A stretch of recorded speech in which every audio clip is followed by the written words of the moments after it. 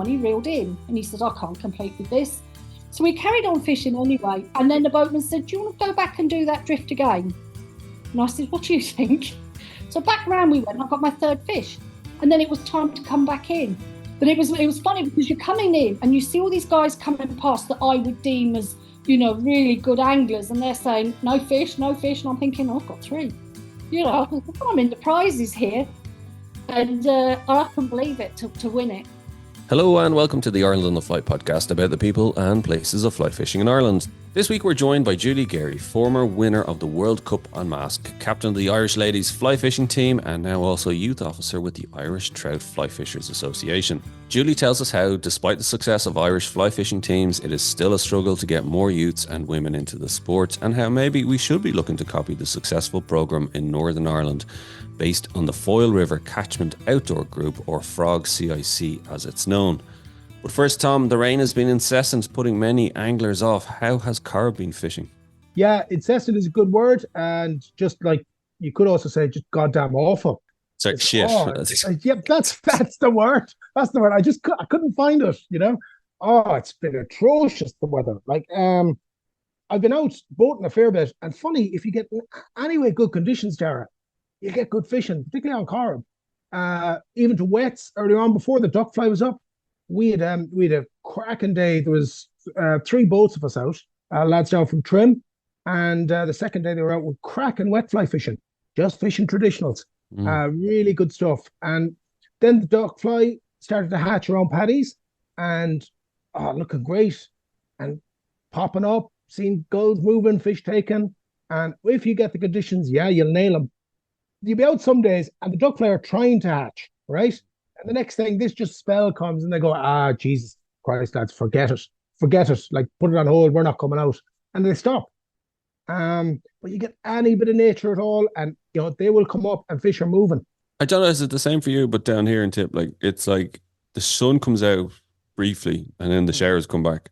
So it's almost like as if you've got half an hour. And that's it. And that's the way the fishing goes. The fishing goes that way because, particularly with duck fly, the duck fly respond. Right now, they will keep hatching through very cold weather, but if it lasts, they'll just stop. It's almost as if they'll start and the hatch will go, but okay, we'll get through this. But if the weather continually stays cold, that's it. They just stop. But then you get a break, like you say, sun comes out, and it only takes the slightest rise in temperature. You mightn't see it on the gauge, but you feel it. You feel it, and the next thing they start popping up like soldiers, and then they go moving. But it's been tough. It's been tough. I've only had one day's fishing. I was out in a competition from the commercial on Sunday, and it was really tough. Really tough. Well, I think next week, I know down here they're saying next week is supposed to be mild and dry. So hopefully this is the last bit of it, because I know it's been snowing here. Yeah, I mean, you were saying that you've had snow this morning. Yeah. I mean, I was meant to be out today, and we're doing this during the day because I had to cancel. I've had to cancel. I think I've already, at this stage of the season, I've already cancelled 4 days due to bad weather. But it's part of it. But today was the same. No, it is still cold up here, but it's not as cold as it is with you. But look, hopefully it's April next week. Yeah. What does it, come in like a lion and out like a lamb? Yes, exactly. Yeah. So we'll hopefully, fingers crossed, and we'll have better news next week for the fishing. But look, let's get back to this week's episode anyway, and Julie Gerry. And I first asked Julie about her work as the ITFFA's youth officer. My late husband Kevin, he did several years with youth rugby. He always felt that the youths, people should put a lot of work into the youths. And when I was asked, was I interested in doing the youths, I just thought, well, yeah, because Kevin would have wanted me to do it. So that's why I really took it on. It's a full-on role. It is very busy. But I look at my role as the manager as my job is to get them there and to keep them safe and to do all the international, technical stuff while we're there. I attend the meetings, the international meetings. And the coaches do the coaching. So, we've been busy at the moment. Myself, Jenny Casey's helping me out. Without her, It's because it is a full-on job. So we've been busy with fundraising. We're getting the kids their uniforms. It's all the little nitty-gritty stuff, the transport. It's a full-on role, really, to get them there. It's kind of the organizational side of it, really, is it? Yes, yeah. There's a lot more to it because of the safeguarding rules with the young people. You've got to have the special safeguarding rules, and we have to organise all the Garda vetting, and for myself, Jenny, the coaches, that all has to be in place. So because at the end of the day, they are youngsters and they have to be safeguarded. Yeah, very true. Agree with you totally on that, Julie. I mean, they have to be, and you have to do everything right. Guard the vetting, and I know it myself, when it involves youth. I wish, just to say this, that there was a better structure in place, because for every youth group you go into, you need another vetting. Absolutely. And getting it is a nightmare because it takes ages. There should be, I really think the powers that be will put in a much better structure to make it easier. Yeah. One form, one Garda vetting. Yes. Yeah. I'm going to cover one does all, because it's the same form for every association you do. Every group is the same form. Yeah, it's not that we're saying, oh God, we shouldn't do that. No, we need it. But it's just make the organization of it better. Yeah. So are you very much focused on, Julie, it's the international teams, if you know what I mean, as opposed to youth development, shall we say? Well, we try and do both, but at the moment, because everything is so busy, when I go to the shows, we're doing the Strabane show the beginning of April, and if we see young people walking around with their dad or their parents, we tend to ask them, are you fishing? Do you do any fishing? Would you like to start fishing? And what we do is we try and link them up with the local club, with the fishing club local to them. And then, like, this is my first year in the role, and I did say that I would like to do more youth development and have youth days. And that is something that I'm hoping to get into. So, yeah, it's because that's without the kids, we've got nothing coming forward, Do we have any ideas of numbers of youths involved in fly fishing? Off the top of my head, I couldn't tell you. There's a group in the north, FROG CIC. I don't know if you know of them. They are brilliant. They go into all the schools. You've heard of them. Yeah, do you remember, do you remember when we did the rundown? We did the report on the team that was over that won the 3 in a row. Remember, there was a couple of guys, the Frogs. Yeah. Okay. So what is that? What does that protocol? You said it goes around the schools. They go into schools and they talk about the angling, and when they get the young people, they work really hard, and they bring them on, and they have the youth they bring on are brilliant. They're really, really talented, really good. They've got a couple of young fly tyers. They do a lot of fly tying, but they're into the whole thing, the entomology, the whole system of it. And they put so much work in. They run winter leagues throughout the winter for them, and the anglers they're just class, and their fly tying is unreal. Tom, we could do with something like that, couldn't we? Like in the schools down here, like. Yeah, really could. I mean, they really should take a leaf from Frog's notebook, and it should be pushed all over the country. It really should. Because I have two things on that. One is bugbear I have is I think a lot of fishing clubs, they don't cater enough to the youths, or they don't look to the youths enough to try to get them involved. If a youth happens to be involved, it's probably through a parent or a relative or something, and it's by that they became involved, as opposed to proactively going out saying, we're holding a youth's day, we're holding an open day.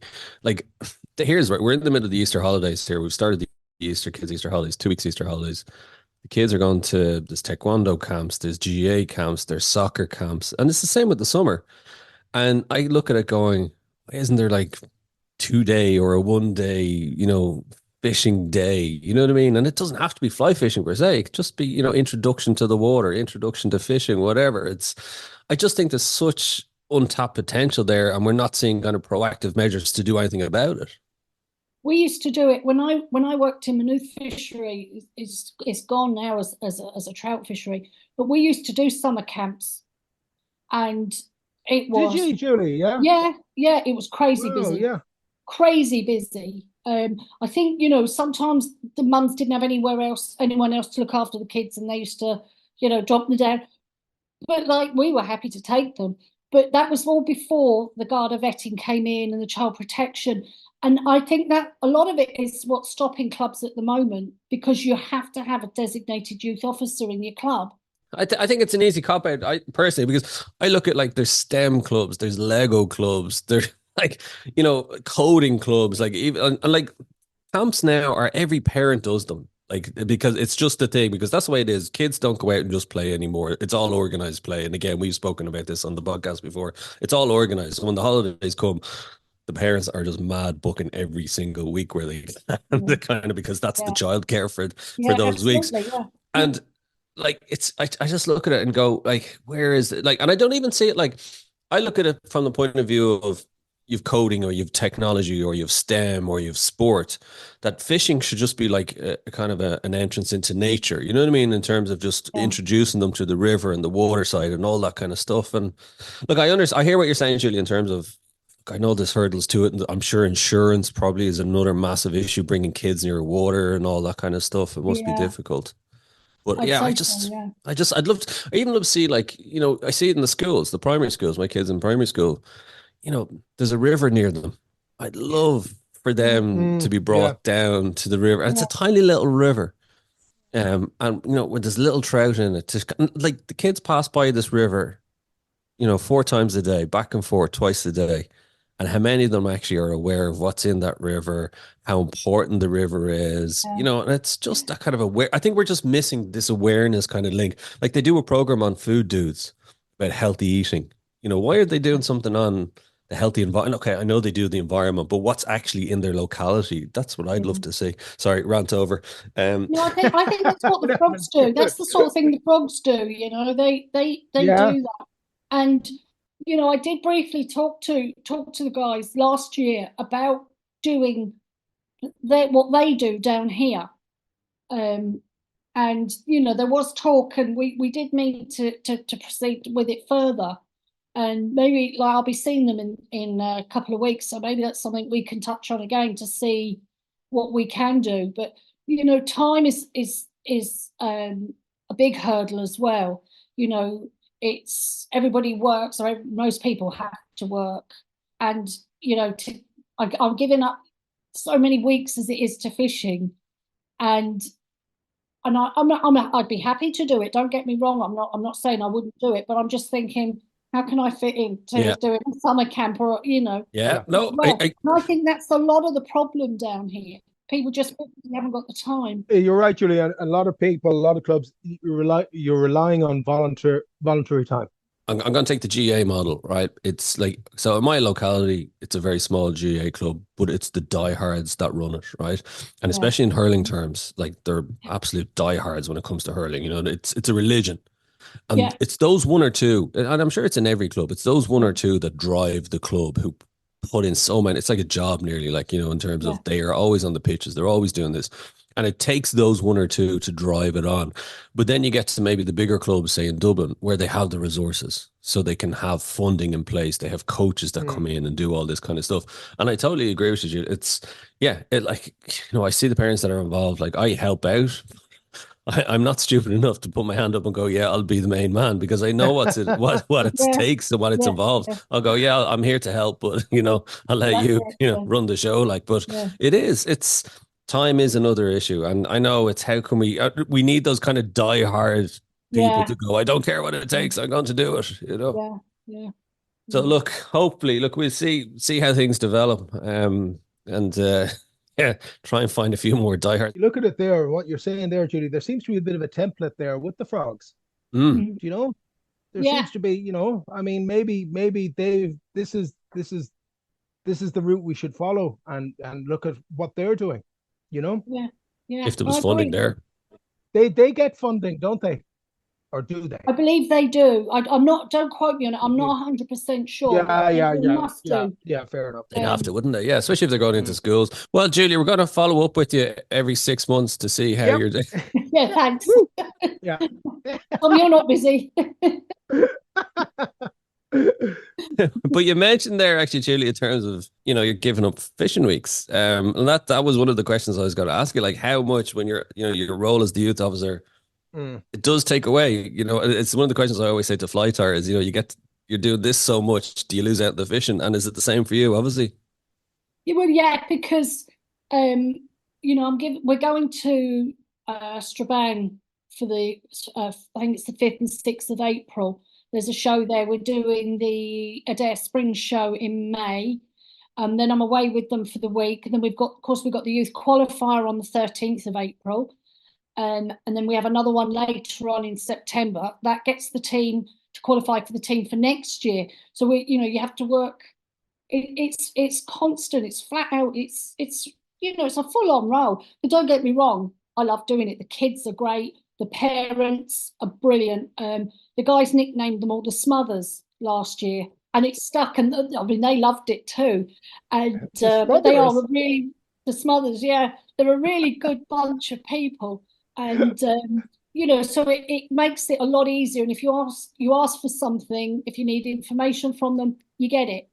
It's there. That's brilliant. Yeah. That's really good, Julie. Yeah. And full credit has to go to Dennis as well, Dennis Goulding, for coaching them. He's brilliant with them. He really is now, I have to say.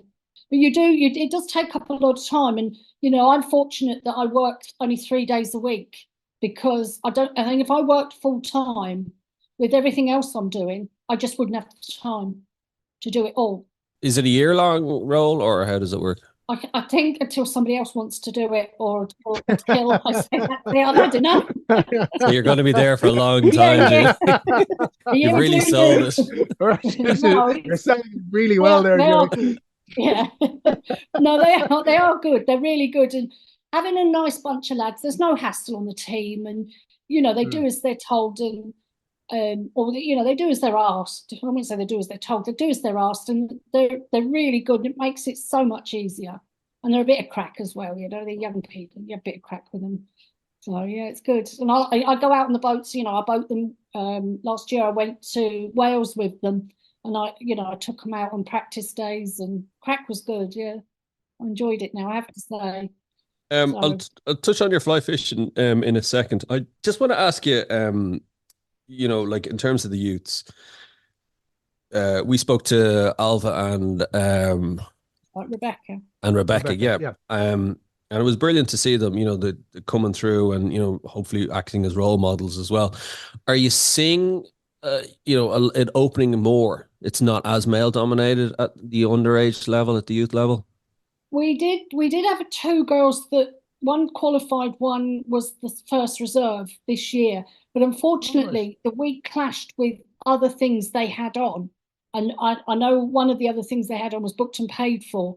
So unfortunately, they couldn't. And I was looking forward to having a couple of girls on the team, because it is a male, dominated sport. At the end of the day, it is. And so to see a couple more girls come on was really nice. Hopefully they'll fish the qualifiers this year and make it next year.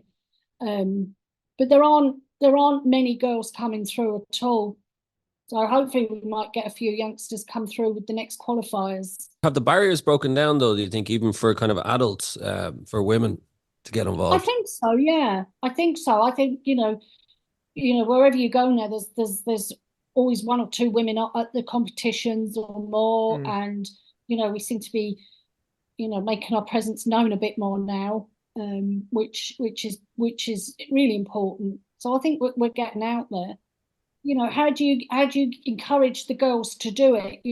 Social media and all the phones and the computers. I know everybody goes on about it, but if we can get them to put them down and just see what we do, I think things would be a lot different. Hopefully. Do you see it, Tom? Breaking down like. Yeah, I would say, I think you touched on it there. I'd see now in competitions, you would see, wouldn't say a huge amount more, but you've seen a gradual increase in the number of women, but you really want to see a lot more, because you're right, Judy, it is male dominated, for you want of a better phrase. But yeah, you would see one or two more creeping, coming into competitions. I think the work that you've done through the ladies fly fishing team has been fantastic. Yeah. I think that helps, and Yeah. that does get more girls, more women in. But yeah, it's funny, it has to be worked on. It really does. But it's what you say, but it's a battle. It's not just phones, it's with a lot of other things, Yeah, Julie. it You is. know, And everybody's so busy. Both parents are now, most of them are having to work full time. With the cost of living crisis, they have to work full time. They can't, and then at the weekend, I know it's a bit cliche, but they want to see their kids. If they've got children, they want to see them and spend a bit of time with them, especially if they've been at work all week. And then they have the weekend activities. And, for a mum to give up a day or so to go fishing isn't easy. And I know it sounds a little bit, or the dad can do it, which he could. But it's still difficult when, I mean, I know I had, my kids, I had kids, and when they were young, it was difficult going away for another day. If you've been at work all week and then yeah. you leave them for another day, I understand that if they've got young children. But it's interesting because I remember a time, it's very that you bring that up, Julie. I remember a time when, and this is how social norms have changed in Ireland. I remember a time when it was okay for the father of the young kids to go off for a day fishing Oh yeah, while yeah. while the mother stayed at home. But that's not prevalent now. No. The family structure has changed, and it's not all right for the dad to go away every Yeah. weekend and to every weekend Yeah. there, every weekend. Every But weekend. Yeah. yeah, and I think that's would be why. I mean, people say there's an aging demographic in angling, and Yeah. one of the reasons for that would be that if anybody has young children up until the age of 20, it's harder for Yeah. them to get away for weekends and things. Yeah, it is. Yeah, that happened when I started fishing. I used to leave Kevin at home with the boys, and I used to go off fishing. Good woman, He Julie. said, Fair he play to said you. he used to tell people, he used to say to them, "Don't ever teach your wife how to fish." He said, "She'll be left with the kids." Fair play to you. That's brilliant. Well, in fairness, because I want to bring my boys and my girl out. I'm waiting for the conditions to get improved, but it's not a case I won't be bringing them for the day. It'll be bringing them for an hour or two, and Yeah. and I'm lucky enough that the river's nearby anyway. So but it's funny when I say to them, they're like, "Oh yeah, can I come? Can I come?" It's the excitement of just doing it is just it's a day And out, getting there. or just being And, out. It's an adventure, like. Yeah, absolutely. and as you said as well, Dara, bringing all of them, not just girls, Yeah, or not yeah, just the lads, bringing yeah. bringing the daughter as well. Can I ask you, do you find with most of the youths and maybe the girls especially, are they introduced or they involved in fly fishing because of a family member, like a dad or whoever has brought them? Is that how most of them got involved? Possibly, yeah. I'd say it is because I think both the parents of both the girls, or one of the dads of both Yeah, the girls fish. So yeah, it is. I'd say it is. Yeah, yeah. yeah, yeah. So it comes back to that kind of, isn't it? It's still that kind of. If you don't, if you haven't got a parent that fishes, you probably wouldn't think about going. Yeah. No, the youngsters probably wouldn't unless they had a friend that went. It's just one of those. I suppose fishing's one of. It's not like football. Everybody wants to. All the kids want to play football and be the next big football star. But with fishing, it's just unless you know somebody that's big into it. I suppose it wouldn't even enter your head. Or if it did, they think it was boring. I was reading John Bailey and Paul Whitehouse over the weekend. Their book How We Fish. And what it was interesting listening to them reading them. They were talking about growing up and that kind of back. God, it sound like old farce now, but back in the day when there was a river or a lake or a pond nearby, and they said as kids they thought no, that was what they did. There might have been 10 fellas, and they'd get on their bikes and they'd go down to the local water and they'd be there with worms and whatever else, and it's just something you don't see happen now at all. So they don't have that introduction to No, water or fishing, like. No, not at all. That's all gone. Everything is organized now. We were saying that earlier on. Everything is organized. Kevin hadn't have fished. I'd never have got into I it. was just going to ask you, was it Kevin that got you into fishing? Yeah. Yeah. You had no background of fishing, a family member or anything, None did you? whatsoever. It wasn't until I actually started fishing that I learned that my eldest brother used to do a bit. Right. But other than that, I wouldn't never have thought about going. So what was it? You kind of said, "Ah, here, feck it. You can't be going off having the fun all the time. I'm coming Well, with you." Or I'll tell you very quickly how it started. Kevin was Scottish, and his mum and dad they lived in England for a while, and then they moved back to Scotland, and they lived in the back end of nowhere. And we used to travel up with the boys overnight. Kevin used to go up in his van, and we used to travel up overnight because the traffic was less. And his dad would be waiting for him when we got there with his car packed with the fishing gear. And Kevin would get out of the car, hug his mum, get out the van, sorry, hug his mum, get in the car, and him and his dad would go off fishing to this little fishery. And me and his mum would, that's okay. And then after a day of this, we'd make a little picnic, and we'd say we'll go up and we'll have a picnic. And Kevin, and I think it was very typical. You keep fishing because it's, you don't want to stop because you might miss a fish.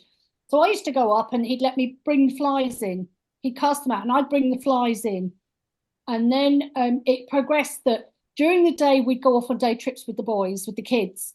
And then of an evening time, his sister would babysit and we'd go for the evening rise to the fishery. And by the end of the 2 weeks, yeah, this is true. By the end of the 2 weeks, I wasn't permitted a beginner's ticket because I was deemed good enough to have. But it was about 18 months before I could physically touch a fish. I used to carry marigold gloves with me. I couldn't bear the slime. Now your fingers are down there throwing and all sorts. Yeah. That's how I got into it. Yeah. You actually brought marigold gloves with you. I used to carry marigold gloves with me. I have to say, near me that could unhook the fish, I'd say, "Would you help me?" But yeah, I used to wear rubber. I couldn't bear it. Couldn't bear the slime. And that is a first. I have never in my life heard of I'm anyone almost embarrassed to say it, but that's fishing. the truth. Yeah. You don't have any pictures, do you, by any chance? No, I'm afraid not. No. Yeah. I was thinking social media would be brilliant. Oh, wouldn't it? Yeah. It's good to know that you've really got over that anyway, Julie. I did, yeah. Those are what you can do when you have to, yeah. Yeah. That's how I got into fishing, yeah. And it wasn't, when we moved to Ireland, we found Rathbegan Lakes. And that became our second home. We were there all the time. And that's how it progressed, because the lads there, I met a lot of the Kells lads, McLaughlin's and the boys from there. And they used to say, "Why don't you come and fish the World Cup?" I'd be like, "Yeah, I'm really good now." And I did, and I loved it. And it just went on from there. Yeah, that's how I got into it. Did your kids then pick it up then, the love of it? They did, and they were very good. But they did it because they used to come with us. But if we used to, quite often get a babysitter, so they didn't have to come out when we went all the time. And some of the time they'd want to come, some of the time they wouldn't. But they don't do it now. But I'm hoping it's one of those things that they might go back to when they're a bit older, So hopefully now. I took one out in the boat there, about 3 years ago, just after we lost Kevin. And I think he just, and he actually caught a fish. I took him out on Loch Lean and he caught a fish. So, yeah. What did Kevin make of it when you got so into the fishing? Oh, he loved it. Oh, he did now. Yeah, he did. I have to say now, he loved it. Yeah. He was always my biggest supporter. He was brilliant. Yeah. Right. Yeah. See, I don't, for me, fishing it's a nice way to, step away from the home. Tara. For those who know, we can edit this. Don't go there, Dara. Don't. I'm going to have a quick straw poll of listeners. Am I right? Yes or no? And you can remain anonymous if you vote. I'll take the heat for the men. So Julie, tell us then, in terms of when you moved to Ireland, where's your favorite fishing? What was your favorite type of fishing? Any highlights from fishing in Ireland? Yeah, well, I mean, like Loch Mask has to be the jewel in the crown anywhere. And I mean, I loved it, really loved it. And I still do love Loch Mask. It would, you asked me if I want to go to a wild lake, Loch Mask would be my go-to. It's always been very special to me. I won the World Cup there in 2004, 20 years ago. 20 years. Yeah, I know. And take us back to that, Julie. Take us back to that. Oh my God. So how long had you been fishing at that stage, in terms of? Well, we moved to Ireland in 98, and I really picked it up probably from then. So I hadn't been at it that long, and I was still quite green. But I just used to wing it. You know, I just used to go out and chuck a few flies, and the boatman would look in the box and tell me to put this on and that on, and I'd do it.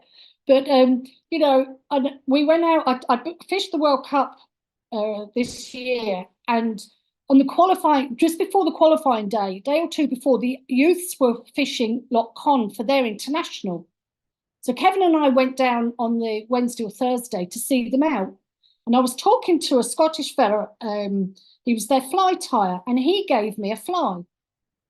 And he said to me, put that on, he says, and you'll do well on it. So I put it in the box, and I did. And then come the qualifier, my boatman, I can't remember his name now. He'll probably kill me if next time I see him. But he said to me, put that on the top dropper. So we were fishing away. We were over on the far side of near College Bay and that, and I caught a fish. And then I had another fish on a silver dabbler, and it was a decent enough bag. It got me well into you know, up the table. So I knew I had a good bag. But on the final day, Martin Connors was my boat partner, and we got in the boat, and I said to him, Martin, you do know you're bringing in the winner today, don't you? And he said, well, you know, it wouldn't surprise me. He'd been out with guys that had qualified and gone on and won it and blah, blah, blah. So I said to him that there was fish moving on the far shore if he wanted to go over, because I know he likes the dries and he didn't care where we went. So I said it to our boatman, and halfway across the lake, the boatman stops the boat, and I'm looking at him, and it was flat calm. I mean, it was awful. The sun was splitting stones. I looked at him and he said, there's no point going over there, Julie, yet. He says, you'll kill it. He said, there's wind coming at lunchtime. As soon as the wind comes, we'll go. And I sat in the boat in the middle of the lake like a spoilt child, because I didn't want to be there. So anyway, true to his word, the wind did come, and we went over and we had a cup of tea, and my partner put on dries and I put on wets, and I thought, I've made a mistake. And I said, look, I can always change. And then we were fishing away, and I had this green stimmy on. It was a green stimulator. And the only reason I kept it on was because I didn't know what else to put on. I just couldn't think of anything else that these fish would want. And we went over this set of shallows, and I can't remember what the area is called. It's just up from College Bay. I think they call, is it the bird cage or something, or the pump house or something? The pump house, the cage outside the pump house. Yep. Yeah, there was a pin on it. Yeah. And we drifted over these shallows, and I got my first fish. Now it was gone. It was nearly 3:30 when I got my first one. And I was thinking before that, well, you know, you had a decent bag, you might get the ladies' prize out of it. And then I got this fish, and I thought, that's great. So I chucked the flies back out, and I got another one. And I'd given Martin the fly, the same, another similar one when I got the first fish. After I got the second one, he reeled in, and he said, I can't compete with this. So we carried on fishing anyway. And then the boatman said, do you want to go back and do that drift again? And I said, what do you think? So back round we went, and I got my third fish. And then it was time to come back in. And that's how that happened, you know.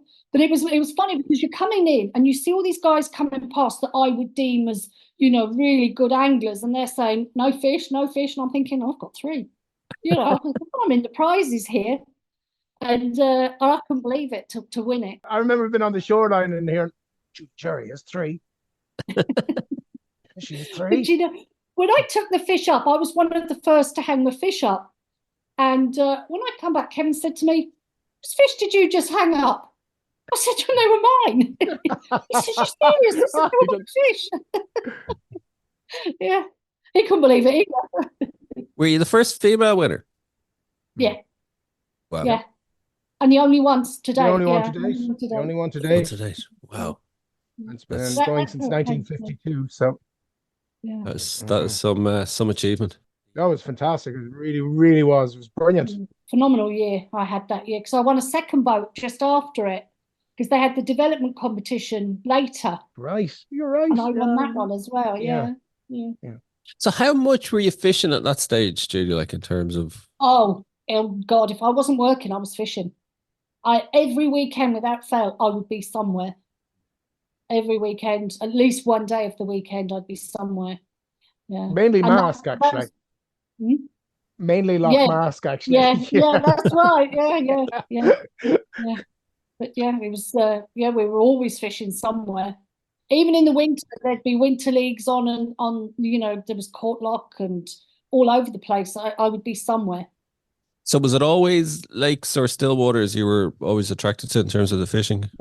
Yeah, I prefer the lakes, but you know, I used to do the still waters as well. Then you had Maynooth Fisheries for a while. For I was anybody who in the North remembers. Fisheries. I worked there for a little while. Yeah, Yeah, that was nice. I liked it there, you know. But it's a tough gig for you know fishery. It's not an easy it thing to is. do because everybody's a fishery manager. You know, everybody comes through the gates. You know, want this, they want that, and they want everything else.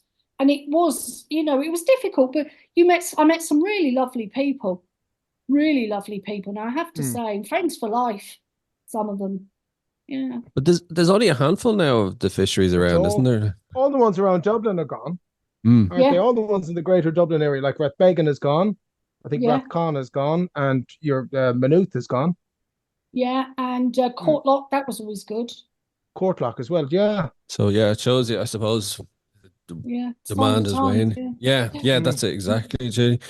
So I suppose in terms of like, so for the season coming, like, is it a case of your role is taken over and whatever fishing you just happen to be able to fit in? Yeah, pretty much. You know, I still fish the competitions, but I don't fish every single weekend. My lifestyle's changed as well. My personal circumstances have changed as well a little bit, so I'm a bit limited to what I can do.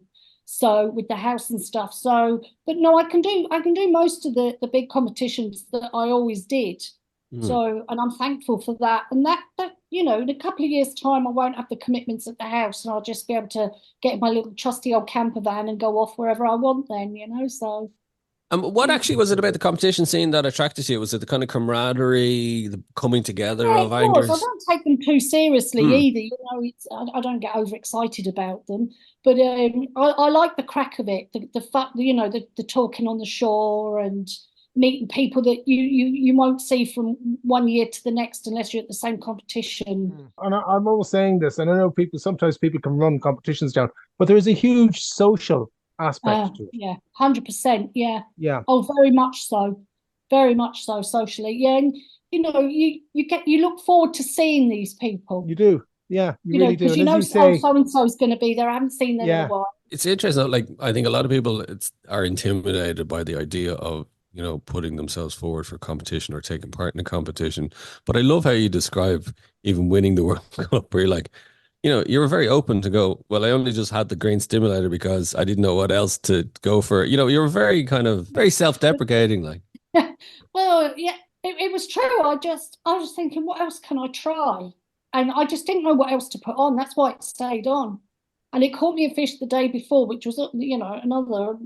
But that's you know, but because I don't take anything too seriously. If I don't do very well, you know, I'm not. I used to be very disappointed. As long as I did my best, so I always try and do my best. You know, and everybody has good days and everybody has bad days. And with the bad days, you know, you try and think. I always think to myself, what could I have done better? Or if I could do that day again, what would I have done differently? And you know, and I think that's how I do my fishing. I try mm, and learn something from it. And I think that's another thing with the competition fishing. It brings you on as an angler as well, because you always learn something from because you fish with so many different people and everybody has a different way of doing things. yeah, And yeah. eventually you'll find your way and you learn something every time from the people and you know it does really improve your angling I think anyway. It's like anything. If you, it's like being involved in a group thing. Like Mm. a classic example, right? And I use like what you're saying there is years ago I used to play the guitar badly, right?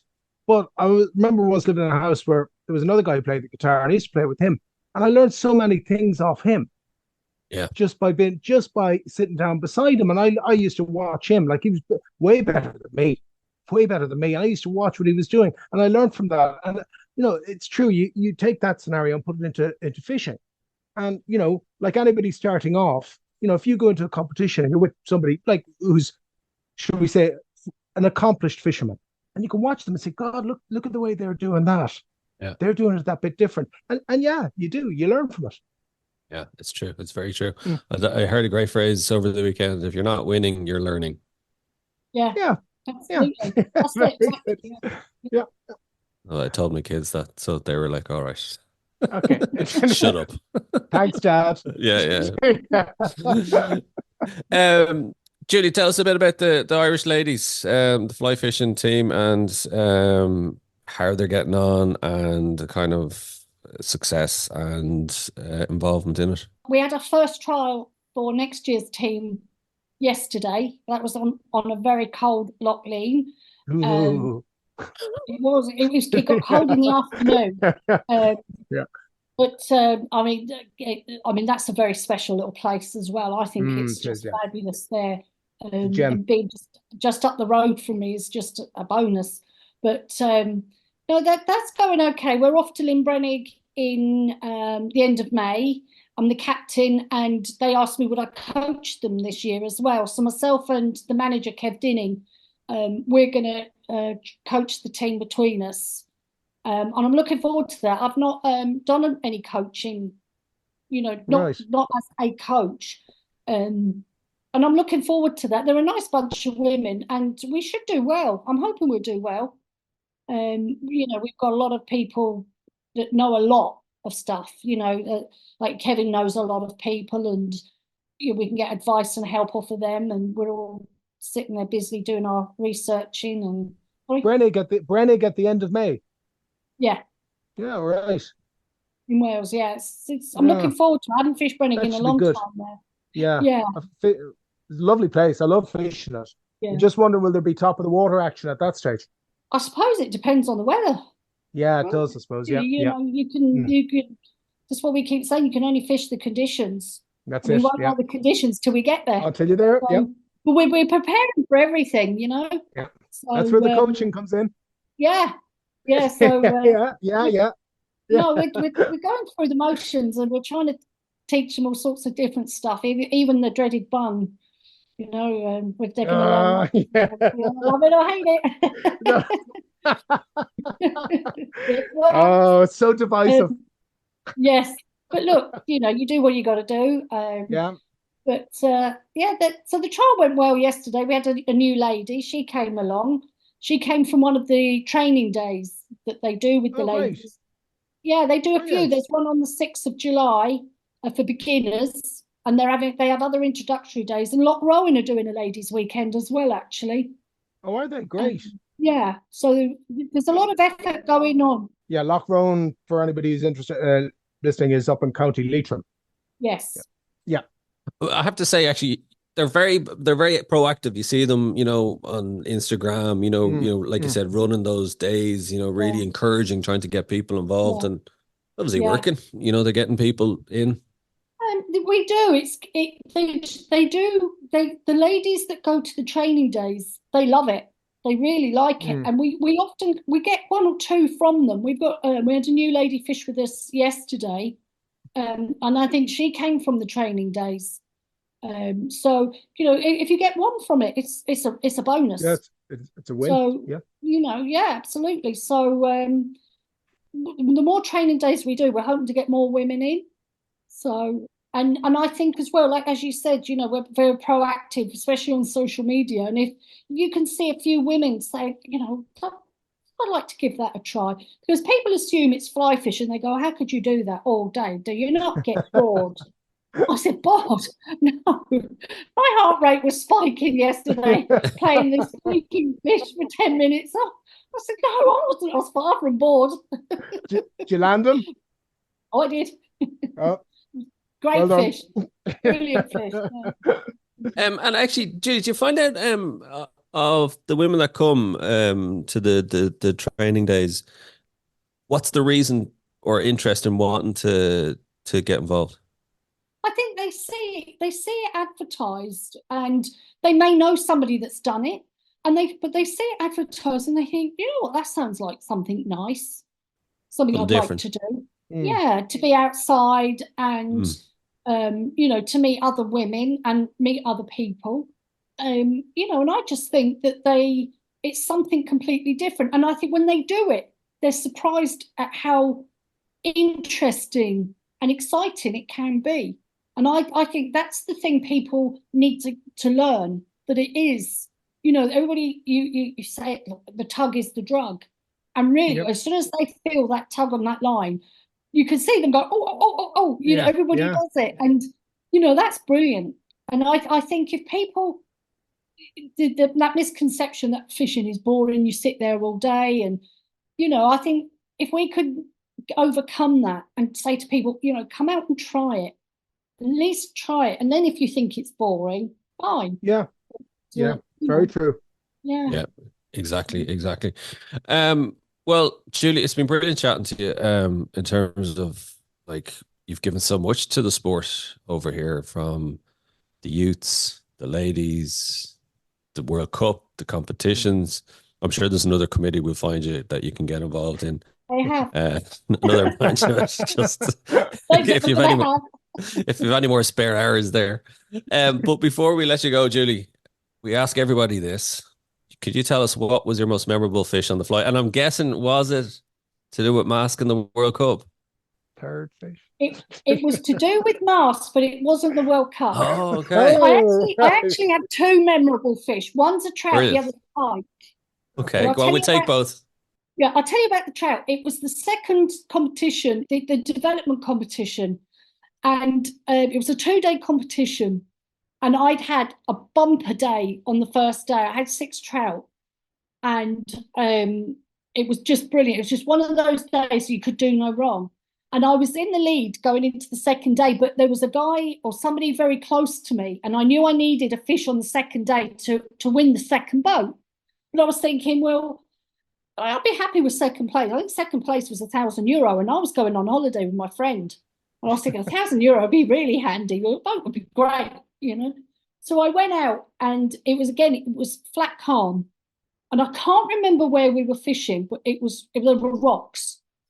And I put on this daddy long legs, and it was a detached body one. And I remember it had a white detached body. It was one of the old fashioned ones. And to me, I looked at it, it just looked like a bit of thread and some legs. But I threw it out and we were chatting away, and this fish just came from nowhere. It was the last thing I expected because of the conditions and everything else. And, you know, when you've had a day like you had the day before, you're not going to get 2 in a row. But this fish came, and I remember I lifted him in, and all I could say was, oh, God, I have it, or something like that. And it was actually one of the Mask guys, all he could do was laugh because of what I said.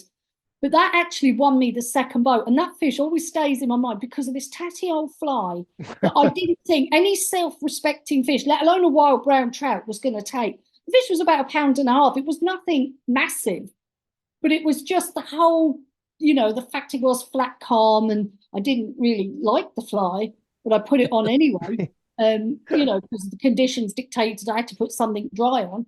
But yeah, that was great. I enjoyed that one, and that actually won me the second boat. But the other one was I was on Loch O'Flynn, and I went down with a friend of mine. We were practicing because the ladies were going to have a trial on it the following week. So we went down for a practice, and I remember casting out near these reeds, and this thing just came up and head and tailed over the fly. And natural instinct was to lift, and I lifted, and it just went straight down. And I thought, that's not a trout. It was the biggest pike I've ever held. She must have been about 18 pounds. It was huge, but it just rolled over the fly like a trout, and it went into the reeds. And only for the fact that the guy on the boat, he knew what to do, and he was rowing after it, and the thing just sat there, and you was thump, thump, thump, thump, thump. You just knew it was a pike, you know. But when it come up, I went, I'm not touching that. Did you have your marigold gloves? You know what? You needed Kevlar gloves. I said, if I have to get that fly out, I'm cutting it off, because there was no way I was going near it, you know. It was massive. And I tell you, it took a pink snake. I knew you'd like that. First of all, I pushed the bung, and now a snake. But yeah, that was great. I mean, when it came up, I mean, it was a magnificent fish. You know, I actually really like fishing for pike, but that one, I didn't want it because I wanted trout. But no, I wasn't disappointed. It was huge. She was a gorgeous thing, yeah. So yeah, that was my second most memorable fish. Yeah, well, I'm sure you have plenty, Julie, to be looking back on, and plenty more as well to be caught. I hope so. Well, listen, thanks a million for joining us tonight. It was Great chatting to you. Find out about the youths and ladies. Actually, just if people are looking for more information about the Irish ladies fly fishing, where can they get it? Yeah, they can go to the website, irishladiesflyfishing.com, and the youths, they can find us there, or they can just send me a private message, Julie Gerry on Facebook, or, they can contact a local ITFFA club. They'll always send them to me. There's loads of ways you can contact, and I'll put them in place, in touch with the right people. If there is any youngsters out there, we've got a little qualifier coming up on the 13th of April, sorry, from Lochlean in Collinstown. So, if their clubs get in touch, we can sort them out. So it'd be brilliant to see them, especially if they've got some girls as well. Yeah, absolutely. And actually, I'd recommend as well, people, even if you've got a kid, if you're not even interested, but if you think your kid might be interested, or if you're just have a curiosity, go down to something like the Irish Spring Fair down in the Dare Springs. Yeah. Because they actually have a kids casting area there, and I believe it was a huge success last year. So it was brilliant. Yeah. It's a day out, bring the kids down and pick up whatever goodies down there, so great way to do it. But Julie, thanks again for your time and tight lines, and best of luck for the season to come. Thanks very much. Thanks. Good talking to you. Our thanks to Julie Gerry for joining us on the show. Don't forget to rate, review and follow the Ireland on the Fly podcast on Apple, Spotify, or wherever you get your podcasts from. So you can keep up to date on IrelandOnTheFly.com as well as on Instagram, and myself and Tom will be back with another episode about the people and places of fly fishing in Ireland.